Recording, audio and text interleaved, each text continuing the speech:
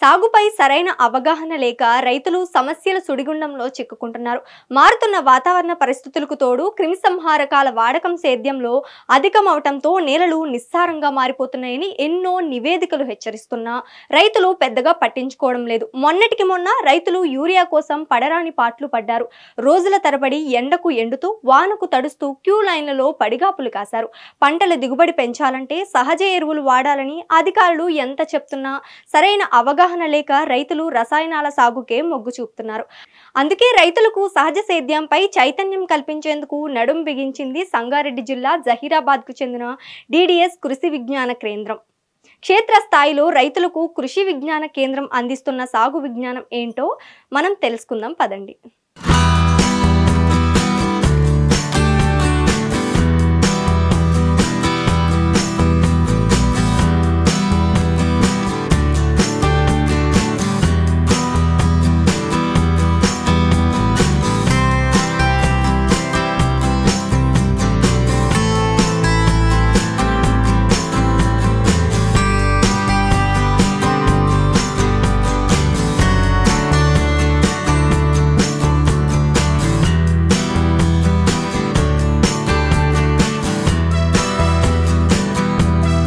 తెలుగు రాష్ట్రాల్లో ప్రస్తుతం రైతులు యూరియా కోసం పడిగాపులు కాస్తున్నారు. వ్యవసాయ కేంద్రాల్లో యూరియా వస్తుందని తెలియగానే ఆధార్ కార్డు, పాస్ పుస్తకాలతో బారులు తీరుతున్నారు.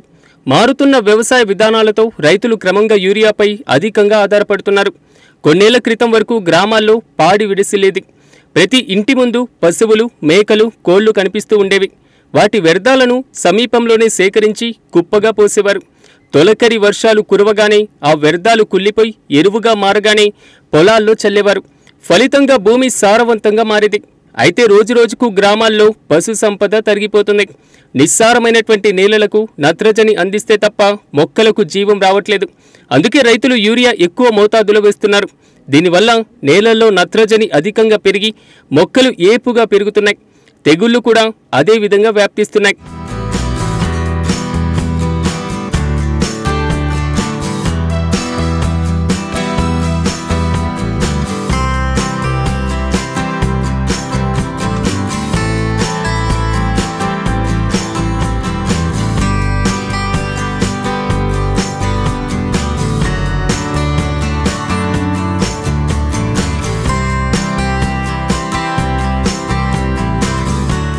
మిగతా రైతులకు భిన్నంగా యూరియా అవసరమే లేకుండా సంగారెడ్డి జిల్లా జహీరాబాద్ ప్రాంతంలోని అన్నదాతలు బంగారు పంటలు పండిస్తున్నారు. యూరియా కోసం పెద్దగా ఇబ్బందులు పడడం లేదు. ఇక్కడ చాలామంది రైతులు గత కొన్నేళ్లుగా స్థానికంగా ఉత్పత్తి చేసుకున్న పర్యావరణ హితమైన సమృద్ధి ఎరువులను వినియోగిస్తుండడమే దీనికి ప్రధాన కారణం. గ్రామీణ ప్రాంతాల్లో లభించే పశువులు, మేకల వ్యర్థాలు, వర్మీ కంపోస్టులతో ఈ సమృద్ధి ఎరువులు తయారవుతుంది. జహీరాబాద్ కృషి విజ్ఞాన కేంద్రం తమ సొంత బ్రాండుతో సమృద్ధి పర్యావరణ ఎరువుల పేరుతో సేంద్రియ ఎరువులను తయారు చేస్తుంది. కేవీకేలోని 30 కిలోల బస్తాలను రైతులకు విక్రయిస్తున్నారు. జాతీయ ఆహార భద్రతా కార్డు ఉన్నవారికి, ఉచితంగా లేని వారికి నామమాత్రపు ధరకు ఈ ఎరువులను అందిస్తున్నారు.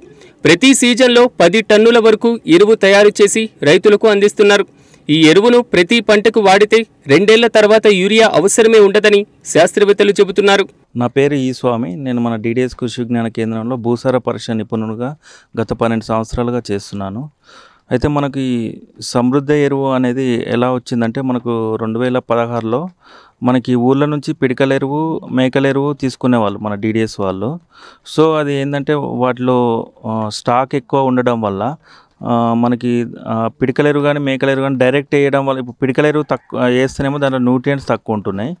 మేకలేరు ఏమో డైరెక్ట్ వేస్తే దాని హీట్ ఎక్కువ, వేడి ఎక్కువ, అంటే డైరెక్ట్ వేయడం వల్ల పంటలు కొంచెం వాడిపోవడం అలా జరుగుతుంది. సో ఇది ఇలా డైరెక్ట్ వేయకుండా దీనికి ఏమన్నా సొల్యూషన్ కోసం ఈ కొన్ని అంటే మేకలేరు, పిడికలేరు 2 కలిపి చేసినాము. సో దానికి బదులుగా వర్మి కంపోస్ట్ కూడా యాడ్ చేసినాం అన్నప్పుడు. సో వర్మి కంపోస్ట్ యాడ్ చేసినప్పుడు ఏమవుతుందంటే ఎరువు అనేది ఎట్లా అంటే మనకు న్యూట్రియంట్ అంటే నైట్రోజన్ కానీ ఫాస్ఫరస్ పొటాషియం మనకు మొక్కలకు కావాల్సిన 10 రకాల పోషకాలు కూడా ఆ ఎరువులో ఉంటుంది. దాంతోపాటు చలవదనం అంటే మనకు ఎరువు వేసినప్పుడు పంట కూడా బాగా రావడం గమనించడం అన్నట్టు. సో ఇదేదో బాగుందని అన్నట్టుగా మనకు మేకలెరువు, ఈ పిడికలెరువు, వర్మి కంపోస్ట్ 3 ఎరువులను కలిపేసి అప్పటి నుంచి మేము రైతులకు అవగాహన కల్పించడము, ఇక్కడ కేవికలో తయారు చేయడము చేస్తున్నాము.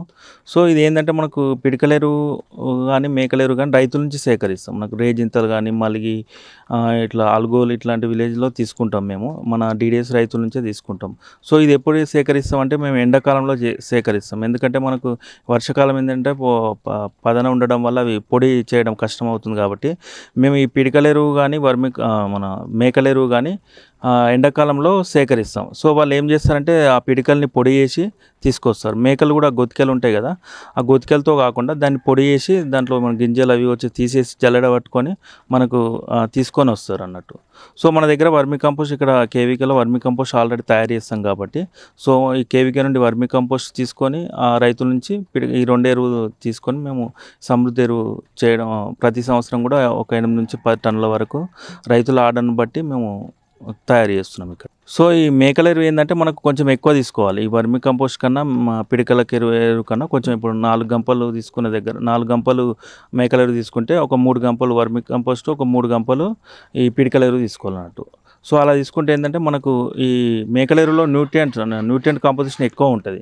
సో ఆ హీట్ ఎక్కువ కాబట్టి ఈ 2 వేయడం వల్ల దాని హీటు తగ్గి మనకి న్యూట్రియంట్ కాంపోజిషన్తో పాటు చలవదనం కూడా పెరుగుతుంది.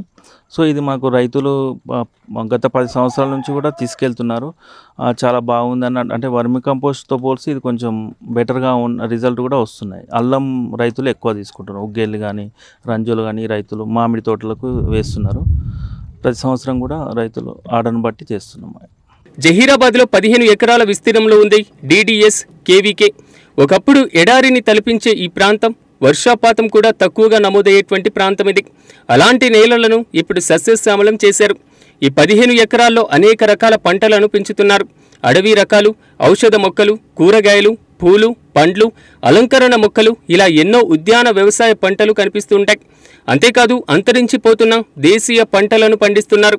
ఈ పంటలన్నిటికీ సమృద్ధిని ఎరువునే ఉపయోగిస్తూ విజ్ఞాన కేంద్రానికి వచ్చిన వారికి అవగాహన కల్పిస్తున్నామని అధికారులు చెబుతున్నారు. నా పేరు శ్రీకాంత్. నేను DDS కృషి విజ్ఞాన కేంద్రంలో ఫామ్ మేనేజర్గా పనిచేస్తున్నాను. DDS కృషి విజ్ఞాన కేంద్రం అనేది 30 సంవత్సరాల పైనగా మన జహీరాబాద్లో వర్క్ చేస్తూ ఉన్నది. దీంట్లో యాక్చువల్లీ ఏమంటే మనకు జహీరాబాద్ ప్రాంతంలో వర్షాలు తక్కువ గల ప్రాంతం. దాంట్లోనూ మనకి ఈ కేవీకేలో 15 ఎకరాల కేవీకే. దీంట్లో ఒకప్పుడు ఎట్లా అంటే ఎడారి లాగా ఉండేది. దాంట్లో అప్పుడు ఏం చేస్తామంటే వాటర్ని మన వాన నీటిని ఒడిచిపెట్టడానికి ట్రెంచెస్ బండ్స్, కాంటూర్ బండింగ్ అవన్నీ చేసేసి వాటర్ని వర్ష నీటిని ఆపి ఎక్కువ అడవిలాగా తయారు చేసేసారు. దీంట్లో ఏంటంటే అడవి లాంటి చాలా రకాల మొక్కలు అనేది మన కేవీకేలో మనం చూడవచ్చు. దానిలో ముఖ్యంగా ఏంటంటే అడవి రకాలు, మందు చెట్లు, కూరగాయలు, పండ్లు, పువ్వులు, అలంకరణ మొక్కలు, మందు చెట్లు ఇవన్నీ కూడా మనం ఇక్కడ చూడవచ్చు. దానిలో ఒక్కొక్కటి మనకు అడవి చెట్లు అయితే చాలా ఒక 40-50 రకాల పైగా అందుబాటులో ఉన్నాయి. దాంతోపాటుగా పండ్ల మొక్కలు ఒక 10 రకాల పండ్ల మొక్కలు, దాంట్లో ఒక్కొక్క రకంలో మళ్ళీ రకరకాల వెరైటీలు. అందులోనూ మన జహీరాబాద్లో దొరికే ప్రాచీనమైన దేశీయ రకాలు ఎన్నోగానో మనం ఇక్కడ మెయింటైన్ చేయవచ్చు. ఇవి కాకుండా అగ్రికల్చర్ మన వ్యవసాయంలో చూసినట్లయితే 33 రకాల పంటలను ఇక్కడ మేము లైవ్గా చేసి డెమాన్స్ట్రేషన్లు చేసి చూపిస్తున్నాము. మనం ఆ పంటలను చూడొచ్చు. అలాగే మన దేశీ విత్తనాలను పండించి ఎట్లా దాచిపెట్టుకోవాలనే దానిపైన కూడా మేము శిక్షణ కార్యక్రమాలు ఇస్తుంటాము. ఇవి కాకుండా కూరగాయల నారు కూడా రకరకాల మనకు ముఖ్యంగా అయితే టమాటా, మిర్చి, వంకాయ ఇవి రకాల నారు పెంచి రైతులకు అందిస్తూ ఉంటాము. వీటితో పాటుగా పూల మొక్కలు, బంతి నారు అందిస్తూ ఉంటాము.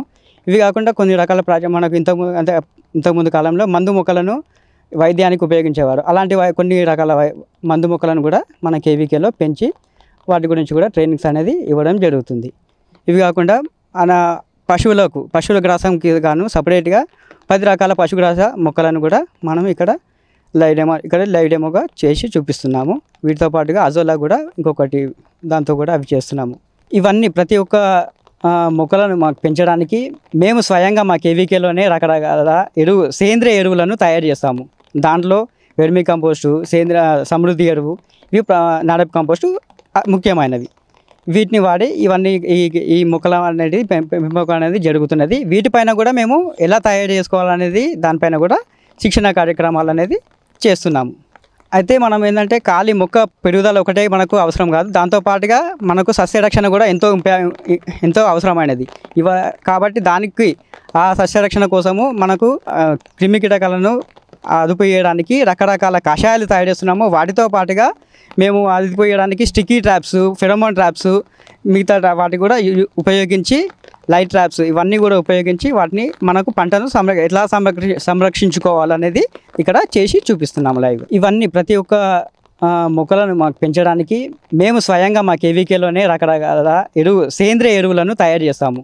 దాంట్లో వెర్మి కంపోస్టు, సమృద్ధి ఎరువు, ఇవి నాడప్ కంపోస్టు ముఖ్యమైనవి. వీటిని వాడి ఇవన్నీ ఈ మొక్కల అనేది పెంపకం అనేది జరుగుతున్నది. వీటిపైన కూడా మేము ఎలా తయారు చేసుకోవాలనేది దానిపైన కూడా శిక్షణ కార్యక్రమాలు అనేది చేస్తున్నాము. కేవలం సేంద్రియ ఎరువు అందించడం మాత్రమే కాదు, 2 ఎకరాల్లో ప్రకృతి విధానంలో పంటలు ఏ విధంగా పండించవచ్చో డిమాన్స్ట్రేట్ చేస్తూ మీకు చూపిస్తున్నారు. ముఖ్యంగా పప్పుధాన్యాల పంటలతో పాటుగా పత్తిని ప్రకృతి విధానంలో సాగు చేసే విధానాలను రైతులకు తెలియజేస్తున్నారు. అంతేకాకుండా కేవీకేలోని నాణ్యమైన నారును పెంచి రైతులకు అందిస్తున్నారు. టమాటా, వంగ, మిర్చి, బొప్పాయి నారు ప్రస్తుతం తమ కేవీకేలో అందుబాటులో ఉందని శాస్త్రవేత్తలు చెబుతున్నారు. నా పేరు డాక్టర్ సి వరప్రసాద్. నేను డిడిఎస్ కృషి విజ్ఞాన కేంద్రం, డెక్కన్ డెవలప్మెంట్ సొసైటీ వారి కృషి విజ్ఞాన కేంద్రం జహీరాబాద్లో సీనియర్ శాస్త్రవేత్తగా పనిచేస్తున్నాను మరియు హెడ్. కృషి విజ్ఞాన కేంద్రంలో మేము వ్యవసాయంలో ఆధునిక పద్ధతుల మీద, అదేవిధంగా గ్రామీణ యువతకి, రైతులకి, స్టూడెంట్స్కి వీళ్ళందరికీ శిక్షణా కార్యక్రమాలు, అదేవిధంగా సలహాలు, సూచనలు ఇవ్వడం జరుగుతుంది. ఈరోజు మీరు ఈ కృషి విజ్ఞాన కేంద్రంలో వివిధ డెమాన్స్ట్రేషన్ యూనిట్స్ ద్వారా రైతులను చేరుకుంటున్నాము. దాంట్లో భాగంగా 2 ఎకరాలకు పైగా న్యాచురల్ ఫార్మింగ్ క్రాప్ క్యాఫిటేరియా అంటే ప్రకృతి వ్యవసాయంలో ఏ విధంగా పంటలు పండించవచ్చు అన్న విషయాలు మా కృషి విజ్ఞాన కేంద్రంలో 30 రకాలకు పైగా 2 ఎకరాల్లో పంట సాగు చేసి చూపించడం జరిగింది.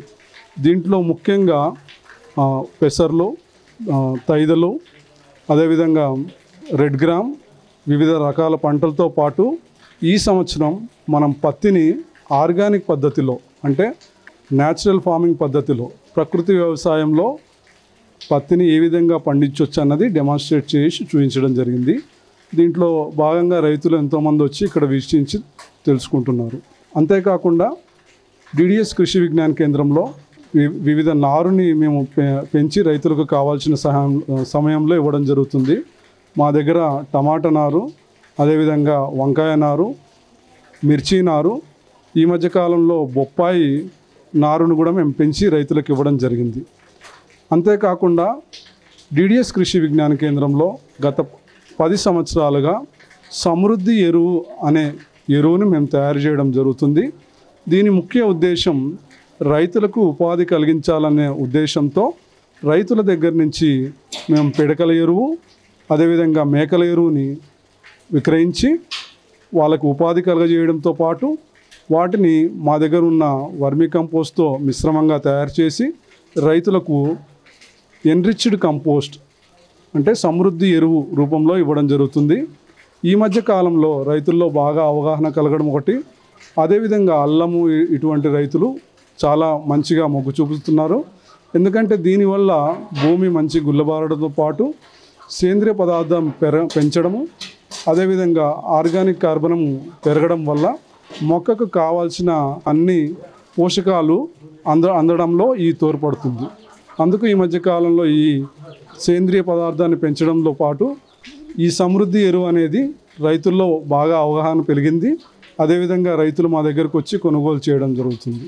2016లో సమృద్ధి ఎరువులను తయారు చేస్తూ క్షేత్రస్థాయిలో రైతులకు అందజేస్తున్నారు. ఊర్లో నుంచి పీడకలు, మేకల ఎరువులను తీసుకొని వారికి ఉపాధిని కల్పిస్తున్నారు. పొలాల్లో భూసారం పెంపొందించే లక్ష్యంతో కేవీకే పనిచేస్తుంది. సేంద్రియ ఎరువులను సిద్ధం చేయడంతో పాటు ఎరువుల తయారీపైన రైతులకు అవగాహన కల్పిస్తున్నారు. వీరి కృషి ఫలితంగా యూరియా కాంప్లెక్స్ రసాయన ఎరువులకు ప్రత్యామ్నాయంగా ఈ ప్రాంత రైతులు సమృద్ధి ఎరువులను ఉపయోగిస్తున్నారు. పేరు రానమ్మ, మా ఊరు అల్గోల్. ఇక్కడ 4 సంవత్సరాలు నేను పని చేయబట్టి ఇక పిడికల ఎరువు, చెర్రెల ఎరువు, మళ్ళా మేకల ఎరువుతోని 3 రకాల ఎరువుతోని ఎరువు తయారు చేస్తున్నాము. ఎరువు తయారు చేసి అందులో మాకు కూలివి అవుతుంది, ఇక్కడ రైతులవి పంపిస్తున్నాము. ఇక్కడ సార్ వాళ్ళు ఎట్లెట్లా చేయమంటే అట్లా చేయిస్తున్నాము. మంచిగా లాభం వస్తుంది, మాకు పని ఉంటుంది ఇక్కడ.